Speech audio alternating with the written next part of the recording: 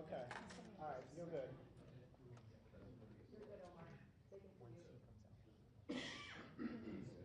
Throw me off. So, you and Lisa don't, you let her.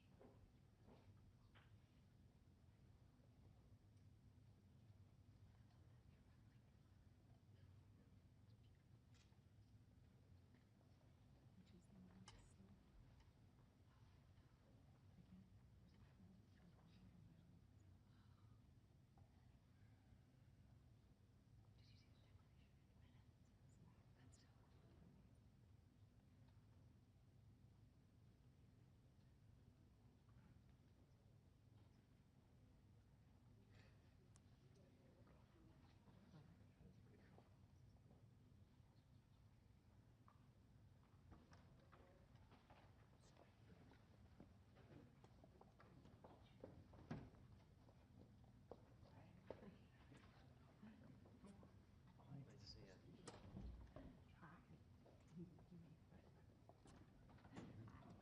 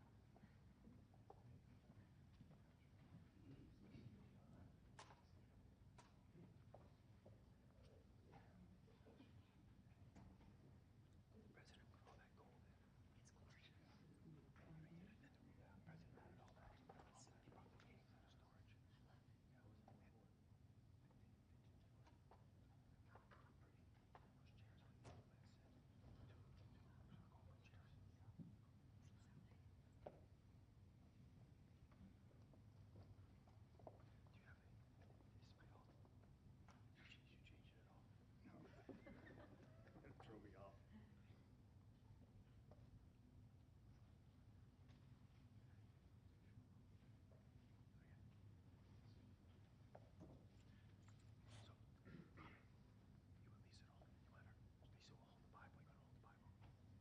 Yeah, you can hold it. No, you hold it.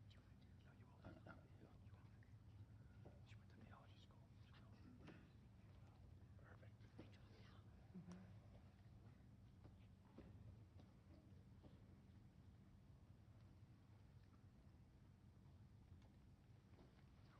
She went to theology school. She knows.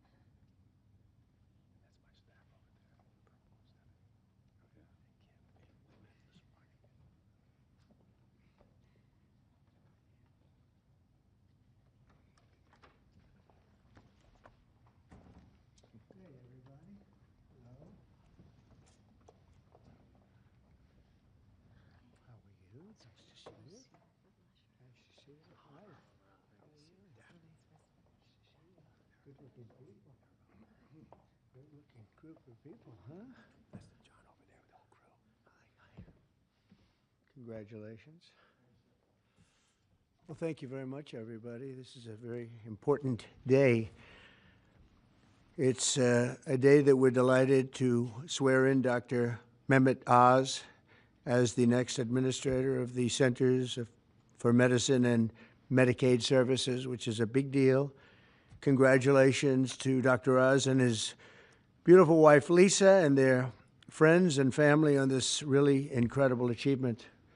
Come a long way, huh? It's just amazing.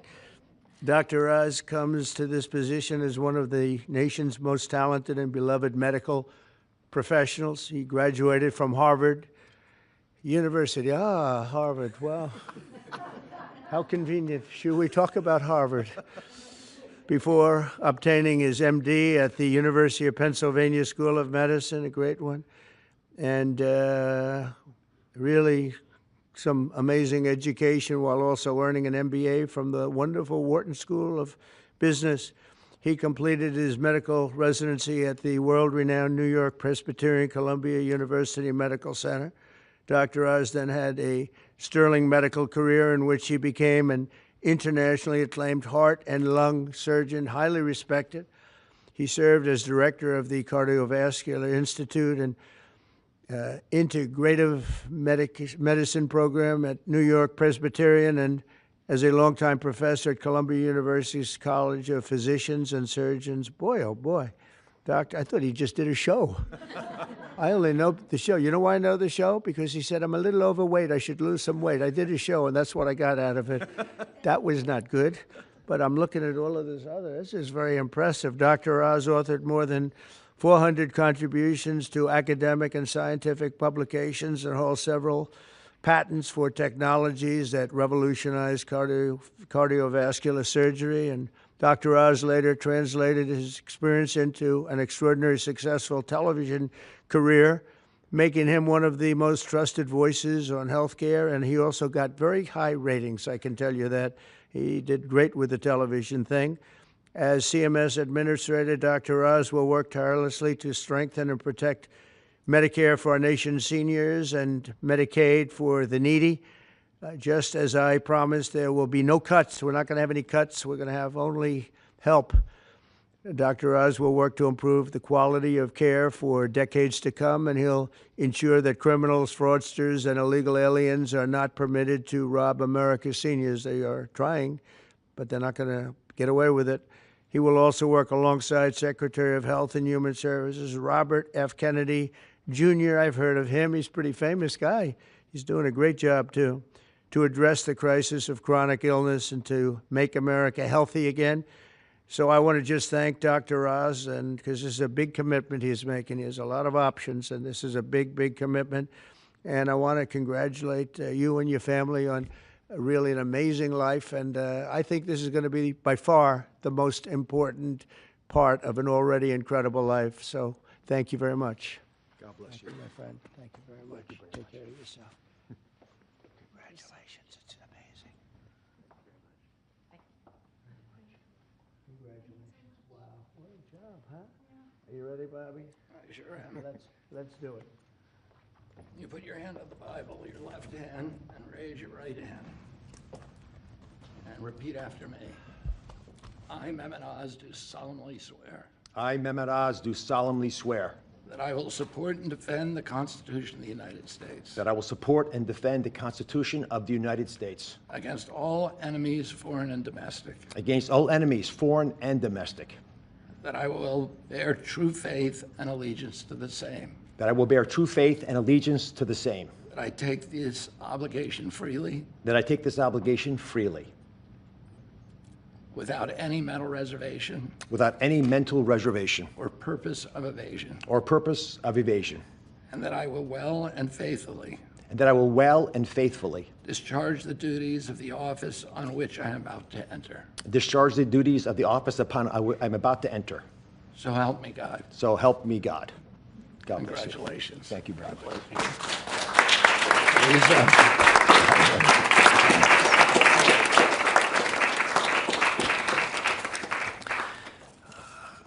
I've got to start off by thanking three people.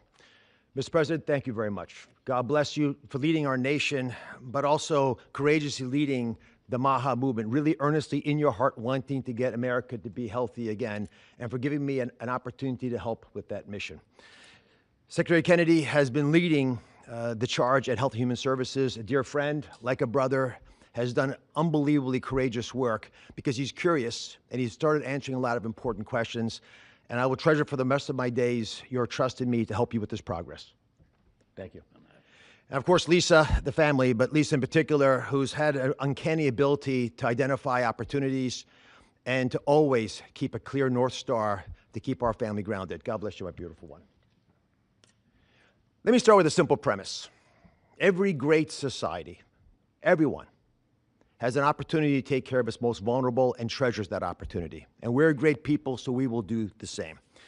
As we enter the main building, the Humphreys building, where Health and Human Services is located, there's a placard of Hubert Humphrey, and it says that it's a moral opportunity, a moral obligation of government to take care of people in the dawn of their life, the kids, in the twilight of their life, the elderly, the mature, the seniors, and those in the shadows of life, those struggling with disabilities.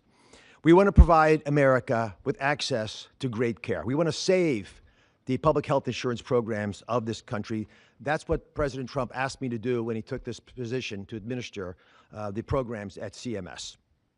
Now, if we're going to do that, we've got to be honest with each other. And a physician, President Trump, has to always do that, right? We've got to share news, so do presidents, that folks don't want to hear, but it's important for our well-being. So I'm going to give you 4 bullet points to remember. Bullet point number 1, and they're all numbered in order for a reason. Medicaid is the #1 budget item for many states, and it is crowding out education, other important social programs. The states are having a big problem, and that's with the federal government paying most of the bill. Item number 2, healthcare expenditures are increasing at 2% higher than the economy is growing. And because of that, we spend more than 2 times per person on healthcare than any other country on the planet, and we're not getting value for that. Because number 3 is that we are, in America, experiencing an unfortunate problem, which is medical errors are the number 3 cause of death. Did you know that, Mr. President? It's surprising with that much money invested, we're still having problems. And number 4, our life expectancy, despite all this investment, is continuing to slip back. We're now more than 4 years shorter in our life expectancy than countries that we used to be equal to. But I am optimistic. Why? Because we control our destiny. Because at its very core, we have a generational opportunity, a unique ability to save the healthcare system because we control all the big pieces. America is too great for small dreams. So I've got some big ideas that I'd like to share that we've worked through with my staff who are cordoned off over there, and there's a lot of us. We've got almost more than 6,000 people at CMS working on this and 40,000 contractors helping. So we've got a lot of people. What are we going to do? First, we're going to reduce chronic disease. How do you do that? 70% of the healthcare expenditures of this country are driven by chronic disease. And it is your patriotic duty, I'll say it again, the patriotic duty of all Americans to take care of themselves because it's important for serving in the military, but it's also important because healthy people don't consume healthcare resources. The best way to reduce drug spending is to use less drugs because you don't need them because you're healthy. And it feels a lot better as well. The President and Secretary Kennedy have been pushing the MAHA agenda because it makes it easier for people to do the right thing, especially the mothers of this great land, because they're the ones who really get caught with this responsibility. They're the ones deciding for their kids. They're the ones we want to empower. And curiosity, which is the key word here, truly asking questions you want the answers to, will allow the MAHA movement to thrive. The next big thing we want to focus on is modernizing Medicare and Medicaid. That's how Americans will get the care that they want, need, and deserve. We need to empower patients and providers, both. The doctors and the patients both have to be equipped with better tools. And the President is showing that he actually does love and cherish Medicare with all these executive orders, like the one on transparency, sir, that really helps us by making sure people are equipped with information. So you shine a light in the dark shadows where so much of the problems happen with the healthcare system. And remember, the most expensive care is bad quality care. That's what we want to stamp out. And finally, we want to crush fraud, waste, and abuse. This is stunning to me. And I've got a message for all the bad guys from me, the Secretary, and the President. We are going to stop people from stealing from our most vulnerable, from stealing with the taxpayers of America, or honestly trying to support these programs. And we're going to be able to do it in quite a few ways. We are coming for you. And I'll give you a couple examples. Mr. President, these are ones that you may want to use in some of your future conversations. Almost 250,000 people, American citizens, were fraudulently enrolled without their knowledge in exchange programs by brokers who were unscrupulous, stealing from the U.S. government by pretending these people were on programs they never told them about. Tens of millions of dollars, Mr. President, are being spent on illegal immigrants receiving Medicaid in California, and they're pushing the bill to us. Should we stop that? I think so. That will not continue. We're spending about $1 billion on Medicaid programs for dual state eligible patients, which means you live in one state, but the system thinks you're another state, and maybe a third state, and we're paying all 3 states for services you're not getting because you don't live in 3 states all at once. And finally, and this one really bothers me, there are states who are using Medicaid dollars for people who are vulnerable are being used for non-medical purposes. For example, public labor unions are getting child care through some of this money. That doesn't make sense to me. Housekeeping, I wish I could get that for my home. There's a big problem with student loan repayments taking place with Medicaid dollars. That's not where it should be used. And we are paying for DEI programs. I could go on, but these are all programs, Mr. President, that we have created a war room at CMS to go after, to catch the fraud in real time before the money leaves the federal coffers, so we have the money to reinvest in healthcare to make it even stronger than it's been before. Together, we're going to make the care better. We're going to make the outcomes improve, and we're going to make sure that America can actually be the healthiest country that could ever possibly be. We'll make America healthy again. God bless you both, sir.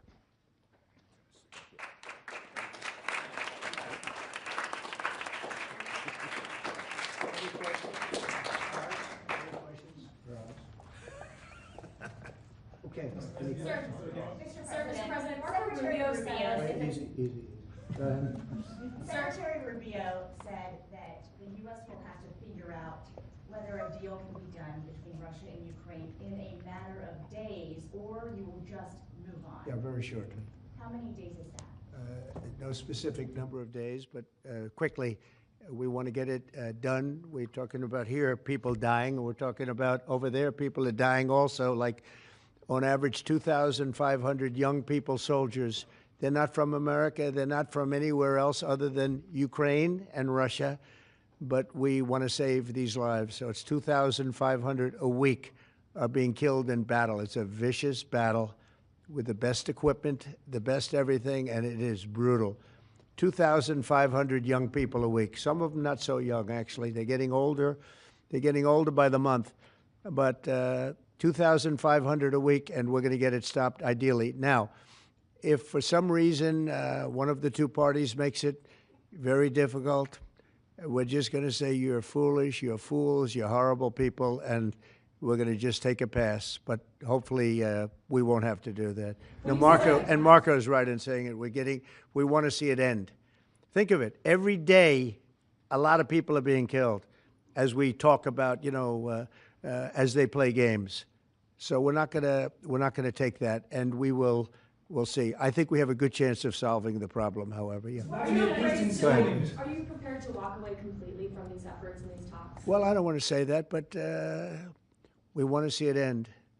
We want to see it end, yeah. Is Vladimir Putin stalling, in your view, Mr. President? I hope not. We're going to let you know about that soon if he is, but I hope not. He's got a big force out there, big force. It's a war that should have never happened. It would have never happened if I was president. That's a war, and it didn't happen for 4 years. That's a war that should have never happened. October 7th, Israel would have never happened. Iran was broke, and now we'll see what happens with Iran. We have a lot of them out there. We have a lot of things that we're working on right now that shouldn't have happened, none of it. Ukraine would have never happened with Russia. October 7th would have never happened, so you wouldn't have had all the problems in the Middle East. The Afghanistan embarrassment, probably the most embarrassing day in the history of our country, would have never happened. Inflation would have never happened. By the way, prices are down.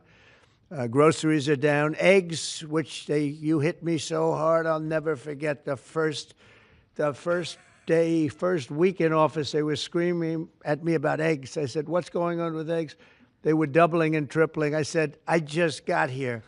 They were up like double, triple, and you couldn't get any. They said, you won't have eggs for Easter. Well, you can have all the eggs you want. I'll tell you, Brooke Rollins, Secretary of Agriculture, did a great job. And the egg prices are down 87%. But nobody talks about that. You can have all the eggs you want. We have too many eggs. In fact, if anything, the prices are getting too low. So I just want to let you know, prices are down.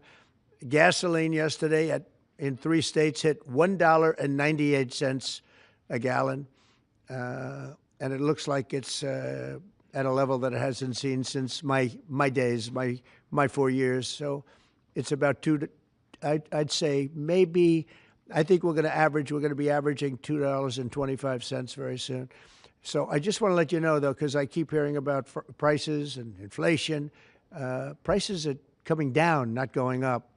Only the fake news says they're going up. The only thing that's even are interest rates. And if we had a Fed chairman that understood what he was doing, interest rates would be coming down, too. He should bring them down. Yeah, please.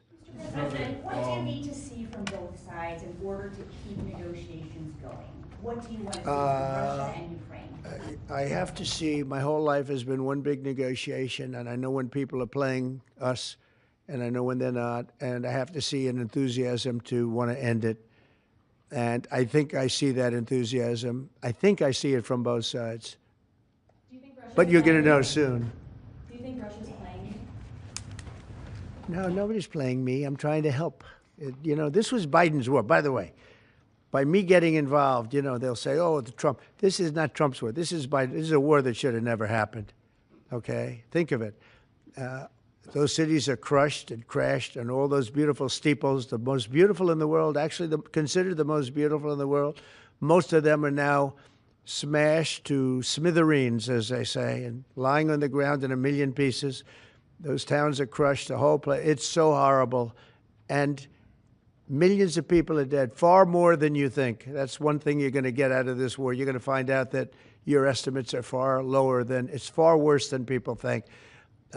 Nobody's playing anybody. We are going to see if we can get it done. I think we have a really good chance of getting it done, and it's coming to a head right now. If you do decide to support Ukraine militarily, Say it. if you do decide to move on and take it past, Mr. President, would you then continue to support Ukraine militarily? Well, I'm not going to say that because I think we're going to get it done. There's a group of Venezuelan men down in Texas who have been alerted that they are soon going to be deported under the Alien Enemies Act. Have you authorized that operation? I don't know about the group you're talking about, but if they're bad people, I would certainly authorize it, yeah. I won an election in a landslide. We won all 7 swing states. We won by millions of votes. We won 2,750 districts to 505 districts, 2,750 to 505. That's why the map, when you look at it, is all red. And one of the biggest reason, I think the biggest single reason, actually, I'd like to say it's because of this, because I think they're going to come up with things that are incredible. But probably the biggest reason was because of the border and because of illegal immigration. And the people of this country want those people out.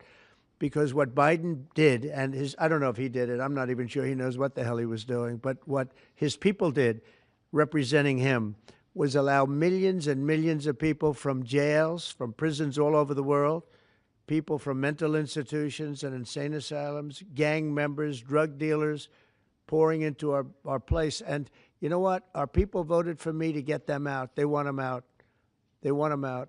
And we've done a hell of a job. And by the way, Ecuador and various places, but El Salvador, we've been helped by a lot of other states where they're helping us, actually, because you couldn't look. What this man was thinking when they allowed open borders and people to come in, if you look at Venezuela, their crime is down by 72%. You know why? They took all their criminals off the street. They took all their prisoners from jail. They took murders. 11,088 murderers were released into our country. Bad things are going to happen. Bad things. And we're getting them out. And that's why I was elected. A judge wasn't elected to do that. I was elected to do that. And we're doing it in record fashion. We have the safest border, the most secure border we've ever had. See the Declaration of Independence? You should all read that before you leave. That's the real deal. You should all read it before you leave. Yeah. Sir, go ahead, please. Photos have emerged of Senator Van Hollen sipping what appears to be margaritas with Rego Garcia down in El Salvador. Do you encourage other Democrats to fly down to El Salvador to meet with this illegal alien who's been accused of... I like this guy. See, now this is This is the kind of a reporter we like. There aren't enough of them. We got to get some more of them. But no, I appreciate that question. No, look, he's a fake. I know him. I know them all. They're all fake. And they have no interest in that prisoner. That prisoner's record is unbelievably bad. If you would go into the room, you might, if you would, Caroline, maybe go into the room and see if you can find that little slip. I wrote some things down. I don't know why you'd want to keep him, but I just, we got a little biography of him. Not a very innocent guy. Yeah, please. Mr. President, in the spirit of Easter Sunday. While we're on the subject, right? So you're talking about Abrego Garcia. Is that the one? Yeah. Is an illegal alien MS-13 gang member and foreign terrorist. This comes out of the State Department and very legitimate sources. I mean, I assume I'm just giving you what they handed to me, but this was supposed to be certified stuff. In 2019, Garcia was issued a deportation order. 2 separate judges affirmed Garcia was a member of MS-13, which is a gang that may be even worse than Tren de Aragua, and maybe worse. They kill people with knives because it's more painful. Very famous for the knifing and killing of 2 young 16-year-old girls walking to school one day, and they sliced them up into little pieces and killed them. That's MS-13.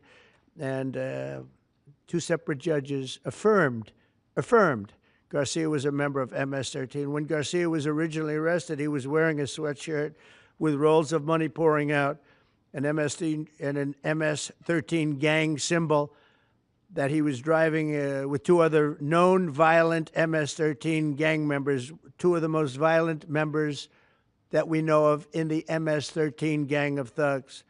In 2022, Garcia was stopped by the Tennessee Highway Patrol and was found to be transporting 7 people from Texas to Maryland, and he had no driver's license. He was driving violently. In 2020 and 2021, Garcia's wife filed for a protective order from him and said he was violent and abusive and really scary, including allegations that he punched and scratched her on the eye, left her bleeding after throwing her laptop on the floor at her, ripped her shirt, and ripped off her shorts. He then grabbed her arm, leaving very severe marks. Garcia's wife also wrote in court, "At this point, I am afraid to be close to him. I just don't want to be close. I have multiple photos and videos how violent he can be and all of the bruises that he's left on me." She just couldn't get anywhere near him. This is the man that the Democrats are wanting us to fly back from El Salvador to be a happily ensconced member of the USA family. Isn't it a shame? And by the way, I've been hit pretty hard by fake shows, fake news, MSDNC in particular, where they talk about how evil I am, that this man would be thrown out of our country. This man is according to certified statements that we get, is a very violent person. And they want this man to be brought back into our country where he can be free and to stay as a happily Maryland, they call him the Maryland man. He's a Maryland father. No, this is a violent person. Who they don't talk about is that wonderful angel mom who lost her daughter, who had 5 beautiful children, and she was killed violently. And, she spoke, and she spoke unbelievably. I saw it. And the fake news didn't pick it up. She spoke. She was in tears. She's devastated. Her life is, essentially, she's told me her life is like over. But there was I think no stories. Isn't that true? No stories. 0 stories. It was the most emotional thing. Everybody that watched it, they couldn't believe it. The fake news refused to put it up. So it's very sad. And yet they talk about this guy like he's an angel. See the angel up there? They think he's like that, like a little angel. Would you be open It to has letting no Iran- impact. The way she look at her. No impact. It's just unbalanced. Would you do the? Go ahead. What I would Sir, do. on Iran, would you be open to letting See Iran that? keep some kind of civil nuclear program? No Or would impact the entire whatsoever. program need to be dismantled? I'm for stopping Iran, very simply, from having a nuclear weapon. They can't have a nuclear weapon. I want Iran to be great and prosperous and terrific. I stopped them once they were broke and they didn't have any money for Hamas. They didn't have any money for Hezbollah. There wouldn't have been an October 7th disaster. They were broke. They had no money, and they weren't spending it to terrorist organizations because they had none. When Biden came in, he took all the sanctions off. China wasn't allowed to buy. I said, you buy, if you buy, because they're their biggest customer, I said, you buy 1 barrel of oil, just 1 barrel of oil from Iran, and you can't do business in the United States. And by the way, we have nice conversations going with China just to intercede, you know. It's like really very good. But with Iran, they can't have a nuclear weapon. And if they have a nuclear weapon, you'll all be very unhappy. You'll all be very unhappy because your life will be in great danger. Yeah. Yeah. Oh. Press out, press out.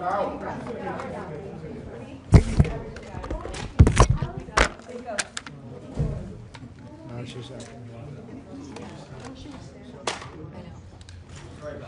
Out.